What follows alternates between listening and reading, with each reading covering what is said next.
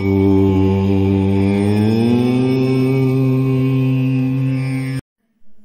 గురుభ్యో నమః.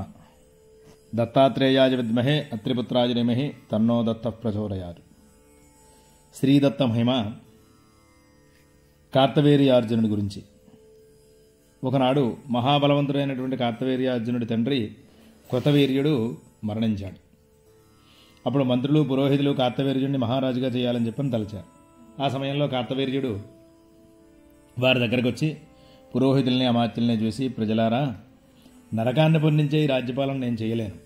రాజు ప్రజలందరి దగ్గర నుంచి పన్నులు స్వీకరించాలి. వాళ్ళు ఆ పన్నులు ఇవ్వలేకపోతే వాళ్ళని దండించాలి. అలా తీసుకోవడం చాలా కష్టం. పన్నులు తీసుకుంటే రాజ్యాన్ని సుభిక్షంగా పరిపాలించాలి. వైశ్యులు తమ వస్తువులు విక్రయించిన తర్వాత ఆ వచ్చినటువంటి లాభంలో 12% మహారాజుకి పన్ను కింద చెల్లించాలి. ఇలా పన్నులు చెల్లించడం వల్ల దొంగలు భయం లేకుండా రక్షక భటులను వాళ్ళని రక్షించడానికి రాజు రక్షక భటులను నియమించాలి. అలాగే గొల్లవారు కానీ రైతులు కానీ తమ తమ ఆదాయంలో 6వ వంతు భాగాన్ని పన్నులుగా చెల్లించాలి. రాజు పన్నులు తీసుకుని తాను సరిగ్గా పరిపాలన చేయకుండా ఉన్నట్లయితే ఇతర వృత్తుల్ని అవలంబిస్తే నరకానికి పోతాడు. దీని గురించి నాకు బాగా తెలుసు. నాకు ఈ రాజ్యపాలన మీద ఆసక్తి లేదు. నేను తపస్సు చేసి యోగినవుతాను. అసలు ఈ రాజ్యాన్ని పాలించాలంటే అందుకు తగిన శస్త్రాస్త్ర సామర్థ్యం కావాలి. అలాంటి సామర్థ్యం నాకు లేనప్పుడు నేను రాజ్యాన్ని ఎలా పరిపాలిస్తాను? అలాంటి సామర్థ్యం వస్తే నేను రాజ్యాన్ని చక్కగా పరిపాలిస్తాను అని చెప్పని అంటారు. అతని మనోనిశ్చయాన్ని సభలోని వారందరూ వింటారు. అయితే అక్కడే ఉన్నటువంటి ఆ సభలోని గర్గ మహర్షి అతడితో అంటాడు, రాజా, నీకు చక్కగా రాజ్యపాలన చేయాలని చెప్పని కోరికుంటే కనుక దానికి తగినటువంటి శక్తి సామర్థ్యాలు పొందడానికి ఒక ఉపాయం అని చెప్తాను విను. సహ్యాద్రి పర్వతంలో ఆశ్రమాన్ని నిర్మించుకుని మహాయోగీశ్వరుడైనటువంటి దత్తాత్రేయుడు అక్కడ నివసిస్తూ ఉన్నాడు. ఆయన సర్వదర్శి, అవధూత, నారాయణాంశతో భూమి మీద అవతరించినటువంటి మహాపురుషుడు. పూర్వం ఆయన్ని ఆరాధించి ఇంద్రుడు ఎంతోమంది దానవుల్ని సంహరించే శక్తిని సంపాదించాడు. కనుక నువ్వు ఆయన్ని ఆశ్రయించినట్లయితే నీకు మంచి జరుగుతుంది అని చెప్పని సెలవిచ్చాడు. గర్గముని వాక్యాలు విన్నటువంటి కార్తవీర్యార్జునుడు సహ్యాద్రి పర్వతానికి వెళ్ళి అక్కడ నివసిస్తున్న దత్తాత్రేయుల వారిని భక్తిగా సేవించడం మొదలుపెట్టాడు. నిత్యం ఆయన పాదాలను ఒత్తుతూ మంచి గంధాన్ని ఏర్పాటు చేస్తూ పళ్ళని తెచ్చి ఆయనకిస్తూ ఆయనకి భోజనాన్ని సమకూరుస్తూ ఆయన తిన్నటువంటి ఎంగిల్ని శుభ్రం చేస్తూ ఇలా ఎన్నో సేవలు చేస్తూ ఉన్నాడు. ఈ రాజు చేసినటువంటి సేవలకి సంతోషించారు దత్తాత్రేయులు. మళ్ళీ ఇదివరకు మునులకి ఎలాగా చెప్పారో అలాగే చెప్తూ ఉన్నారు. ఒక కార్తవీర్య, మద్యపానం చేయడం, మాంసం భక్షణ చేయడం రెండూ కూడా చాలా తప్పు, నిందనీయ క్రమాలని చెప్పని దేవతలు చెప్తారు. నేను ఆ రెండూ చేస్తున్నాను. పైగా ఇదిగో ఈ అందమైనటువంటి యువతతో నేను సుఖిస్తున్నాను. నువ్వు అనవసరంగా నా దగ్గరికి వచ్చి సేవలు చేస్తున్నావు. నీకు నేనేం ఉపకారం చేయలేనయ్యా. వెళ్ళి వేరే ఎవరైనా శక్తిమంతుణ్ణి సేవించు, నీకు మంచి జరుగుతుంది అని చెప్పని చెప్తాడు.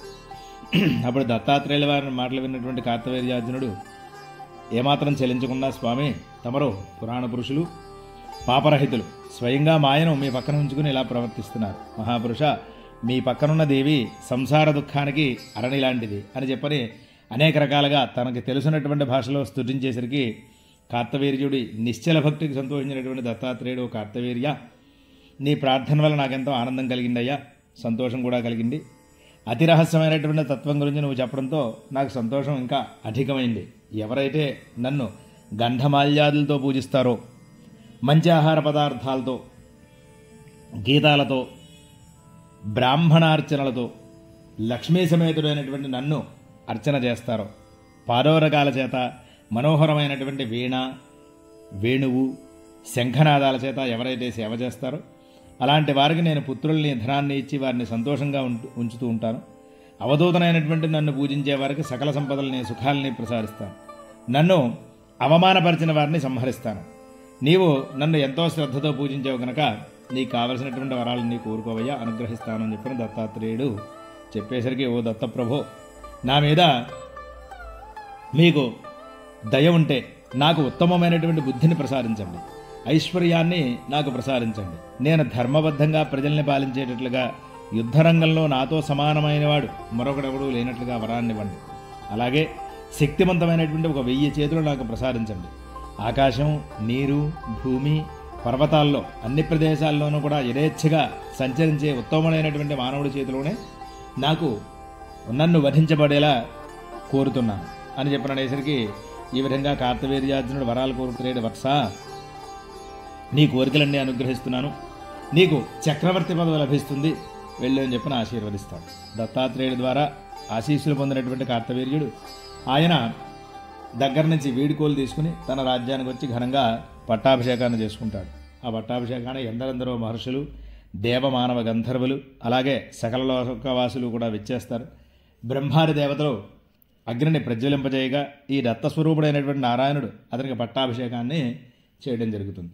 ఆ తర్వాత సముద్ర నదీ దేవతలు, ఋషులు కార్తవీర్యుడిని తమ యొక్క శక్తితోటి అభిషేకం చేస్తారు. అందరూ కలిసి కార్తవీర్యుడు భూమండల చక్రవర్తి అయ్యేలాగా ఎలుగెత్తి చాటడం జరుగుతుంది.